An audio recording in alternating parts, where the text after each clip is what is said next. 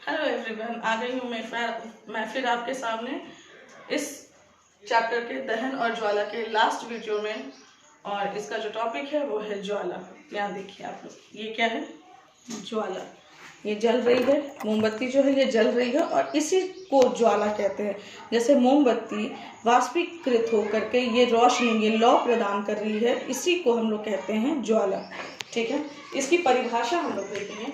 दहन के समय जो पदार्थ वाष्पित होते हैं वे ज्वाला पैदा करते हैं। ज्वाला को सिंपल भाषा में हम लोग, बहुत साधारण भाषा में हम लोग समझ सकते हैं लौ। जैसे दिए की लौ होती है जिससे आग निकलता हुआ दिखता है, जैसे कि कोयले में आग नहीं दिखती, वो बस लाल दिखता है। तो ये जो मोमबत्ती हो गई वो क्या है? ये ज्वाला उत्पन्न करती है। उसी प्रकार से कोयला जो कि वाष्पीकृत होकर के ज्वाला उत्पन्न नहीं करता है।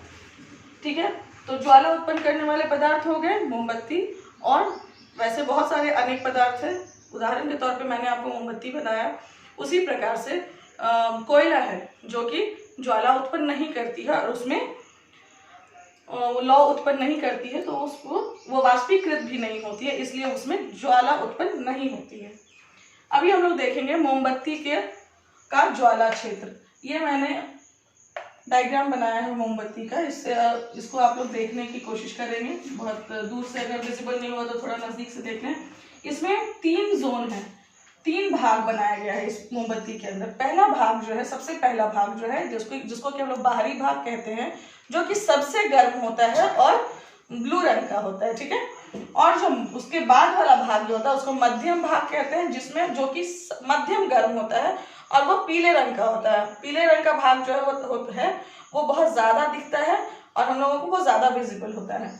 और वो और तीसरा जो भाग है वो अंतः भाग है, जो कि सबसे कम गर्म भाग होता है और वो क्या होता है? हल्का काला दिखता है। जहाँ की मोमबत्ती की लौ होती है वो वही होता है।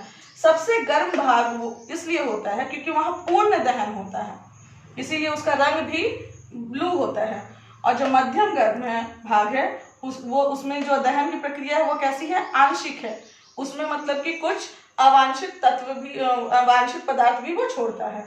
और ये जो सबसे कम गर्म है, इसमें सबसे कम दहन होता है, इसीलिए ये जो एरिया है, ये जो जगह है वो काला दिखता है। आप लोग घर पे जाकर के आज बिल्कुल मोमबत्ती जला करके अवलोकन करेंगे कि उसमें ये तीनों भाग आपको दिखते हैं कि नहीं।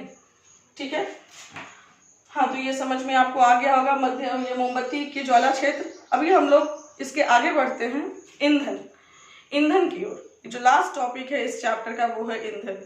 ईंधन क्या है? ऊष्मा ऊर्जा के स्रोतों को ईंधन कहते हैं। जो भी ईंधन, ये जिस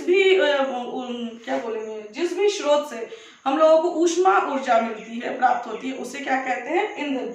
जैसे कोयला हो गया, पेट्रोल हो गया, केरोसिन हो गया, ये सब क्या है? इन सब को जलाने से या करने से हम लोगों को क्या होता है? ऊष्मा ऊर्जा की प्राप्ति होती है। अब इसमें अभी हम लोग देखेंगे अच्छे ईंधन के गुण क्या क्या होते हैं।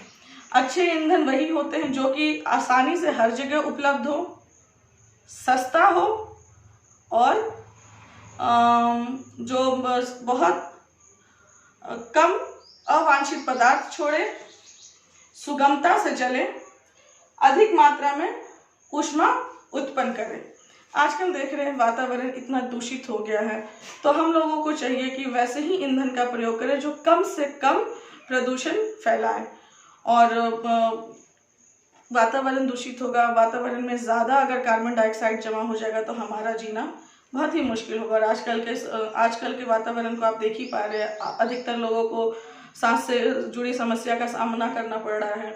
तो हम लोग कोशिश करेंगे कि वैसे ही ईंधन का इस्तेमाल करें जो कि सस्ता हो, कम अवांछित पदार्थ छोड़े और वातावरण के लिए भी अच्छा हो।